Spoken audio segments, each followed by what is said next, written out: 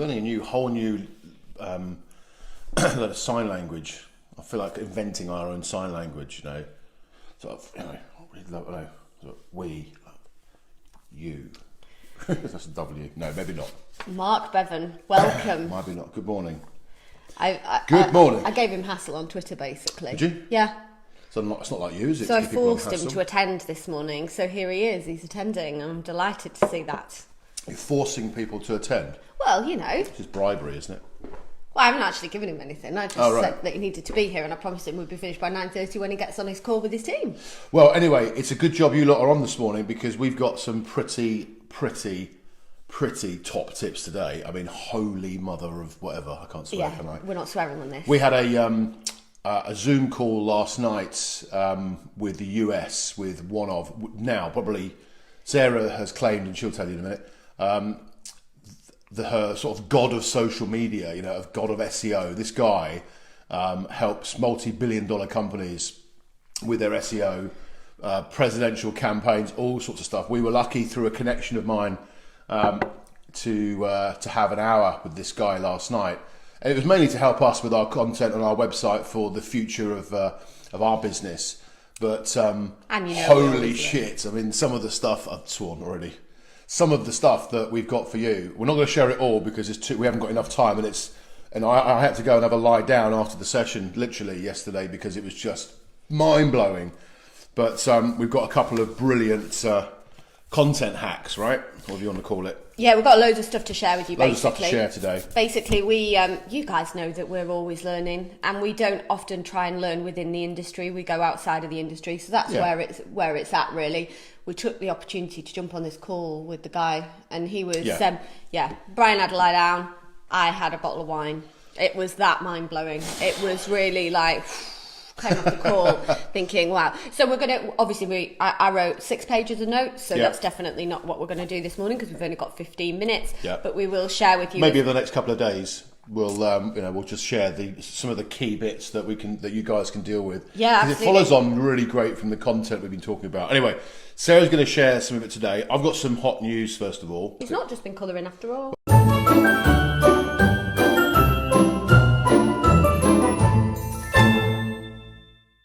Am I doing this one? Yes, Brian. Yeah, so pandas are shagging again in the New York Zoo. Woohoo! I told him he was not allowed to phrase it like that. She told me I couldn't say that, but I thought I'd say it anyway. So apparently the pandas, what are they? Knick Knack and Zoom's it? What are they called? No, I think it's Ying Ying and Lili. Ying Ying and Lili. They've stopped eating bats, so they've now started shagging. And that's now apparently they haven't been at it for 10 years. That's right. Because, think about it, right? If you were lying in your bedroom on your bed with your other half and the curtains were open and there was people standing there looking through the window, tapping at the window. Might window. not make you feel that sexy, right? I don't know. Maybe some of you it would. But because no one's obviously at the zoo watching, they're out, they're having it away. Apparently one of them dressed up like a nurse. I'm not sure that's true. There's a lot of fake news out there at the moment, but hey, that's good news. Endangered species repopulating. Happy days. Go on, you pandas. I'd just like to apologise to those of you who have actually joined us for the first time. Yeah, it's not normally this crude. But it's good news, right? Absolutely. Good news. We just need dodo shagging now, and we'll be on. They're extinct, aren't they? But no, on a serious note, I think we're going to learn a lot as a society about we've been wondering why these pandas are not procreating. Yeah. And it's because people gawping at them all the time. Your analogy is actually really good. Yeah. I mean, it is someone just standing at your bedroom window. Go on, oi, go on. And I think it's really important that we recognise that going forward, and hopefully it will make some of the zoos. So you're saying don't go to zoos then? I don't like zoos, but you know what I'm like. I'm a big animal softie. Sarah couldn't even watch Tiger King. No, I'm a big softie when it comes to animals, unfortunately. Okay, what's your good news? Well, actually, I stole this one off you, Brian. Right. Because you said that the important stuff for the guys to know is that on the 20th of April, the portal for the furlough payments scheme opens on the is it HMRC website, and those payments should note the word there, be coming through on the 30th of April. Yeah, employers can start receiving payments on the 30th of April. HMRC have confirmed. But if you are an employee watching this, please don't start like bashing your boss's door down on the 30th, because you know how these things are. They are trying to get the money as soon as they can to help us all. So Hi Mark Hares, I hope you're feeling better. I did get your message. I haven't had a chance to reply yet, but it was nice to see you yesterday. Okay. So that's good news, right? Panda's shagging, and you can get your money for furloughs at the end of the month. Yes. Happy Can you days. stop saying it like that now? Okay, sorry. At it was much better. Okay. Right. So, theme for the day. Yesterday we spoke about content. Today we're going to talk about your website.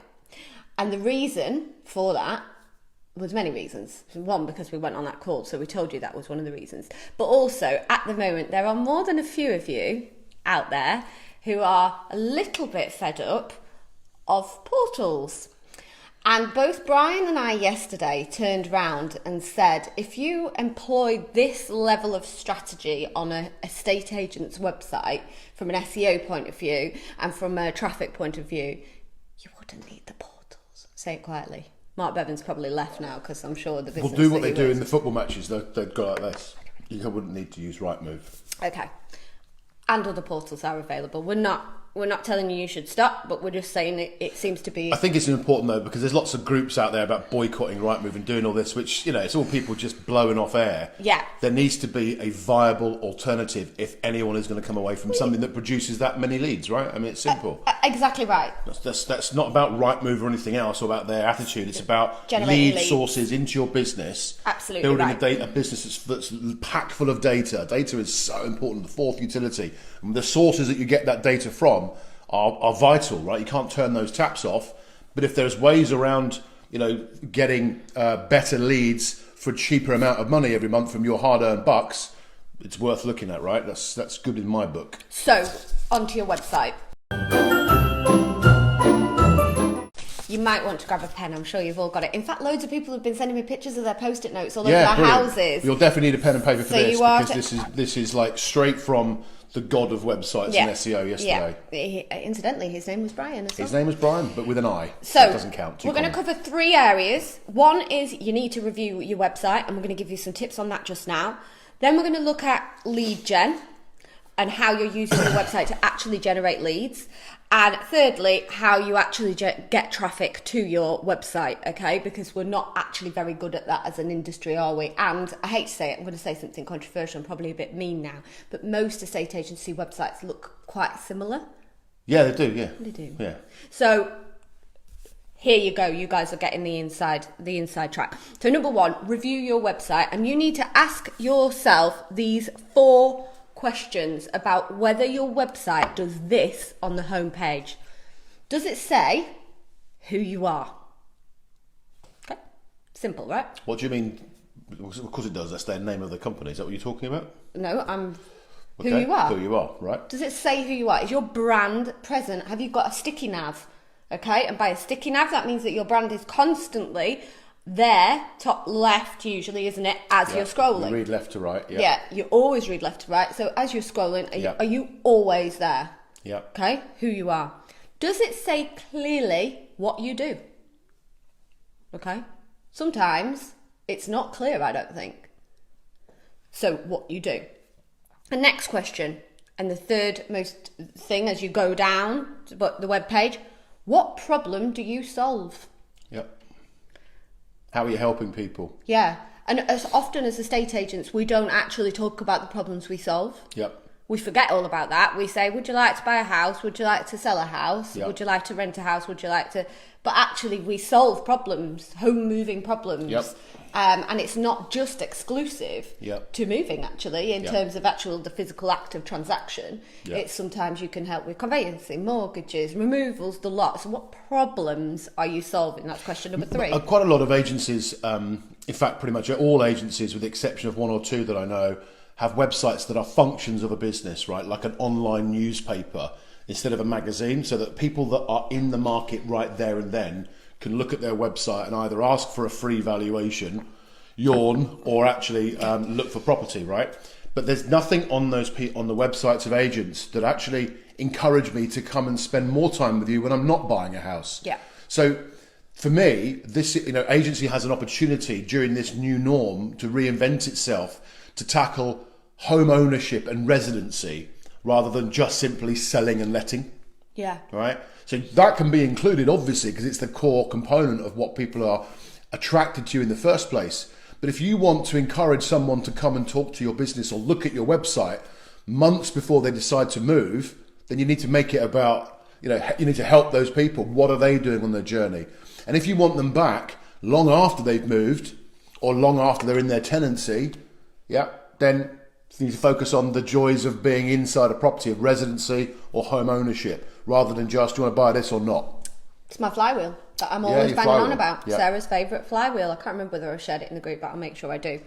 And point number 4, when you're conducting this review, obviously we can go a lot more in depth than this, but we are on a time limit here. So why should I trust you? Yeah. So what is it about your first homepage of your website that makes me think I should trust this person? Yep. Because there's hundreds and thousands and millions of websites out there now. Yep. So why should I trust you? And that can be done, obviously, many of you use review platforms, but also how present are they? Are they legitimate? Do they look like they're from an independent source, or is it just a couple of things that you could have made up yourself? Why should I trust you? Are your results on there? Some of you guys are market leaders, market share is monstrous. I don't know if we've got any of the Henry Adams gang on, but their market share is unbelievable at the moment. That would make me trust you. Yeah, I mean, this is about, what did the guy say yesterday? You've got 7 seconds to keep somebody on your website for 1 minute 30. Yeah. Right, that's it, okay? So on average, and this guy was talking not specifically about estate agents UK websites, he was talking very much about general websites that offer services to people. 7 seconds to get someone to spend 1.5 minutes on your site. So, I mean, that really hit home to me. I didn't even write that down. That's just, all this information. It was a bit like me training, really. Drinking from a fire hydrant if you're thirsty. You kind of get your thirst quenched, but you get soaked in info. The stuff that stuck with me was very much that. You've got to capture their imagination, and you've got to make sure that you're going to hold them on your page for a couple of minutes, because the longer they're there, obviously, the more chance they've got of providing you with their information. A couple of other things as well. What are you, Sarah mentioned about helping this content that we're talking about, when you're posting content, have it available on your website for people to inquire about and then receive back from you, something that you're exchanging, the first transaction.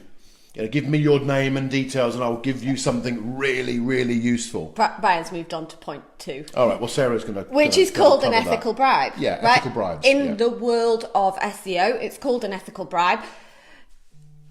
You disagree about the stats, Morris? Okay, yeah, so it sounds like it's all about you and not the customer. Yeah, that's fair enough. But the stats about, what do you mean, Morris? The 7 seconds to keep them for 1 minute 30? He disagrees about having your own performance stats anywhere near a website. He thinks you shouldn't. Yeah. I don't disagree with that necessarily, unless they're golden. Wouldn't it be important? So we ran a campaign for somebody a few years ago about how much money they'd made their customers. Yeah, well, that stuff is good. Yeah, that sort of stats, but. Yeah, I think it depends very much on what stats you're referring to, Morris. No, the ones that I mentioned. The ones that you mentioned, right? Yeah. Okay. Yeah, we'll pick it up offline. Okay. Okay. Yeah. So point number 2. So we've got point number 1: review your website using those 4 questions. As always, I'll put it in the comments box. Yep. Point number 2: lead gen using basically an ethical bribe, which is what Brian has just talked about. Fundamentally, what value can you add to somebody who has landed on your website in exchange for some of their contact details? Yeah. Anything to add on that? Nope. We're going to tell you where to get that content and that traffic from right now. So point number 3 is traffic and how you are getting your traffic. Obviously, traffic comes from social media, it comes from Google searches, it comes from you sending out direct emails, etc., etc., etc. It comes from a whole host of areas. But what's interesting is, if you have not got, and Morris does do this extremely well, by Mark, you have got to have a very well crafted blog. Yep. Okay, because Google search rankings love blogs, right? That's what we learn. Yep. And the place to go to get your content headings, we found out yesterday, which is just phenomenal, isn't it? Well, yeah, just before you say that, there's a point that needs to go in before that. Please do. The world of search now is basically people asking questions. Yeah, it's true. Mainly me. So if you think about using Google and how we've evolved as how our behaviour has changed online searching for things, the world, as we saw yesterday, quite often uses Google now to ask questions of Google. And Google's mission, according to this chap yesterday, is to become the ultimate answer site. Yeah, to make sure the answers to all the questions, let alone its search results, its answers are given to every single question that's asked. So we're searching with questions a lot now. So therefore, what we were showing yesterday and what Sarah's going to talk to you about is what are the most asked questions in the property market. Yeah. What are the public asking on Google? And if they're asking these questions and your content is answering those questions, correct, Google will produce them very, very high. They'll rank them well. Yeah. He said that really well, didn't he? I thought that came across very well. Yeah, thank you. Well articulated. I do have my moments. Occasionally. So the place you need to go is very, very simple. It's called alsoasked.com. Do you want to say that in Southern? Alsoasked.com. Alsoasked.com. Asked. I know, but I'm doing it in both Southern and Northern so that we can attend to our audience effectively. Okay. So it's alsoasked.com. As always, I'll share it with you guys. Basically, you can go in there and you can put home moving, for example, and then it will give you all of the questions that are asked about home moving. And if your blogs and your content and your websites and your social media actually answers those questions, you will rank highly. Oh, and also, final point, video. Make sure you do it in video too. Yeah, he video. That, and that's not new, right? You know that. You know, everyone tells you that. But there are certain things to include in videos now and certain things to include in your descriptions of videos when you are posting them on YouTube, particularly YouTube. YouTube is the world's second largest search engine behind Google. Okay, so when you are using YouTube for posting videos, and there's a lot of that going on at the moment, particularly with virtual viewings and these sorts of things, the descriptions and your headings and the URLs that you're using, naked URLs they're called, are absolutely critical to those videos being watched, because there's a ranking system clearly in YouTube as there is in Google. It's no good just slapping your video, and I learned this, you know, no use in just slapping a video onto YouTube and creating a channel and making it look pretty and then having very, very low levels of SEO on your YouTube channel, because you're not going to get an awful lot of people looking at it, right? So some brilliant stuff on there, and we're going to cover that over the next couple of days. Yeah, actually I need to check with Brian. Are we doing a Good Friday morning meeting, or are we letting the lovely people have a day off? What do you want? Do you want a meeting tomorrow, people? Tell us in the comments box. Thank you, by the way, for sharing so much stuff. This is amazing. You can see it all coming in the comments. Great. It's absolutely brilliant. And you're right, your grandma is the only person who relies on you, who is interested in your stats, really. But, you know, it's why should I trust you? Right. Good. Final point, we've got Brian and Sarah's recommendations. So, kicking it off, we've got the kids, okay? Older kids, we've covered a lot for younger kids and Matt Wood this week, but kids, Martin Lewis's page on Facebook did yesterday a student finance video, and for any of you who've got kids who have not been able to do their A-levels and freaking out and what we're going to do about starting university and all of those sorts of questions, he did a video yesterday on his page, and I think he's a mega star. I think he's been superb throughout all of this with his advice, so he has, check that out. Second to us, only really. Obviously we're much better. The next thing is tech. Habitify is an app that I've found. I do patrol the internet, as you guys probably know by now, and basically it helps you develop habits every day. And I had more than one conversation yesterday with some of our clients who were sort of saying, I keep getting to the end of the day and I'm not really sure whether I've achieved anything, and I sometimes feel like that at the moment in lockdown.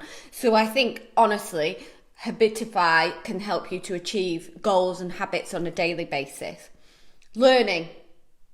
Sorry, Brian, I prepped for all of this, so you'll sit in Yeah. Habitify, what the hell? But It's an app. It's called Word of the Day. And every day you learn a new... You look really bored. No, go on. Carry on. I'm not bored. Crack on. It's called Word of the Day. It's an app. Download it. It helps you get your vocabulary, Brilliant. improve your vocabulary, which I think is always a good thing. Yeah, that's we very can good. sound super intelligent. Yep.